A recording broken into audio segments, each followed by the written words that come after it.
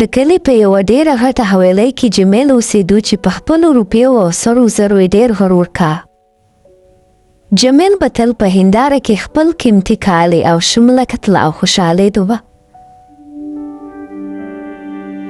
د هغه ښځه ریشمه یوه ډېره ساده او نیکه جینۍ وه. هغې به په خپلو لاسونو د خاورې لوښي جوړول.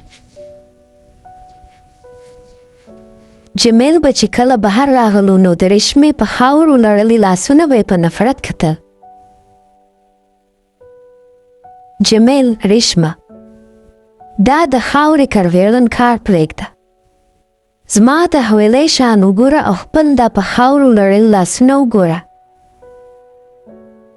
ریشمه: جمیل خانه، دا خاوره ګنده نه ده. په همدې خاوره کې الله پاک زموږ رزق ایښت. او جمیل په غوسه کې د ریشمې جوړ کرمن په پښه وهلو ماتې کو. اته په دې وخت کې د حویلۍ دروازې ته یو فقیر راغلو او د اوبو سوال یې وکړو.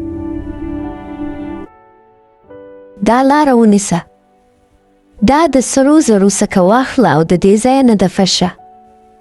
یو سفر سونه درته ډېره خوږه ده. زه نن پس چې کوم شي ته لاس اچوي هغه به سونه جوړي. جمیل سهار د ناشتې میز ته کښېناستو. هغه ډېر خوشحاله و چې اوس به هر څه سونه کېږي. جمیل چې د اوبو ګیلاس ته لاس کړو نو هغه په هماغه وخت د سرو زرو جوړ شو. هغه چې کرسۍ ته لاس ویشتلو نو هغه هم درنه سونه شو. جمیل حیران پاتې شو. جمیل چې کله مړه صیب ته لاس کړو نو هغه هم سخته سونه شوه، خوړلې نه شوه. هغه چې د ډوډۍ نواله ماته کړه نو هغه هم د سرو زرو انټه شوه. جمیل وېرېدو. جمیل باغ ته وتلو، ګل ته یې لاس کړو نو د ګل خوشبو ورکه شوه او سونه شوه. تک شو، د اوبو جګې راواخیستو خو اوبه ترې سونه جوړېدې او تویېدې. ریشمه! ریشمه! جمیل: ریشمه، ریشمه، زما سره مرسته وکړه، زه په تنده مړ شوم. جمیل خپله ښځه هم نه شوه نیول، که لاس یې ولګېدل و نو هغه به هم د سرو زرو بې ثابت جوړه شوې وه. جمیل په خپله قیمتي حویلۍ کې د سرو زرو په منځ کې ناتوانه شو پرېوتو. جمیل په کټ باندې ډېر کمزور پروت و. د سرو زرو چمک ورته د مرګ په رنګ ښکارېدو. ریشمه په لیرې ولاړه خفه وه. هغه د خپل خاوند په دې حال ډېره په عذاب کې وه. ریشمې پرېکړه وکړه چې هغه فقیر به بیرته لټوي او د حویلۍ نه بهر وتله. ریشمه په غرو او رغونو کې په پښو روانه وه. ګرمي او دوړې ډېرې زیاتې وې. د ریشمې په پښو کې زخمونه جوړ شول خو هغې همت ونه بایلو. اخیر ورته په یوه خانقاه کې هغه فقیر میلاو شو چې په سیوري کې کښېناست. بابا، زما خاوند وبخه، هغه په خپله غلطۍ پښیمانه د هغه په لوږه او تندمرۍ کیر لورې. د دې علاج صرف په خاوره کېد. په خپلو زخمي لاسونو د خاورې یو پیاله جوړه کړه. ریشمه په هماغه وخت په خاوره کښېناستل او په مینه یو پیاله جوړه کړه. اوف، دا وکوه، وی ویل دا واخله، د جمیل شفا په دې کې ده.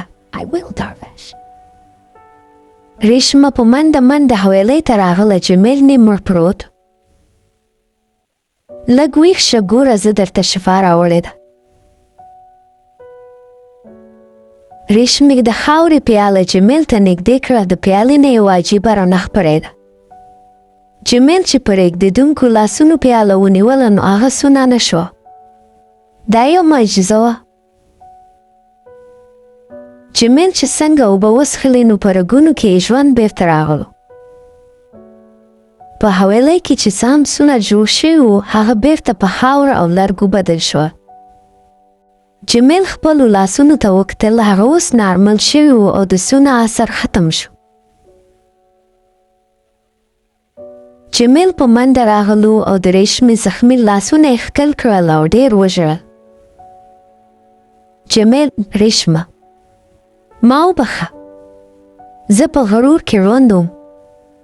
اصلي د ولد درسونه نه ستا مینه او دا خاوره ده. جمیل د سرو زرو شمله د سر نه لرې کړه او ډېرن کثافاتو ته یې وغورځوله. اوس جمیل او ریشمه دواړه په شریکه په خاوره کښېني او د خاورې ښایسته لوښي جوړوي. جمیل اوس ساده کالي اغوندي او د حویلۍ دروازې ته راغلو غریبانو سره مرسته کوي. په دې حویلۍ کې اوس د سرو زرو چمپ نشته خو د سکون او خوشحالۍ رڼا خپره ده. د کلي ماشومان د ریشمې او جمیل نه د خاورو لوښو جوړولو هنر زده کوي. یاد ساتئ سره زر خېټه نه ډکوي، دا خاوره ده چې انسان ته خوشحالۍ او سکون ورکوي.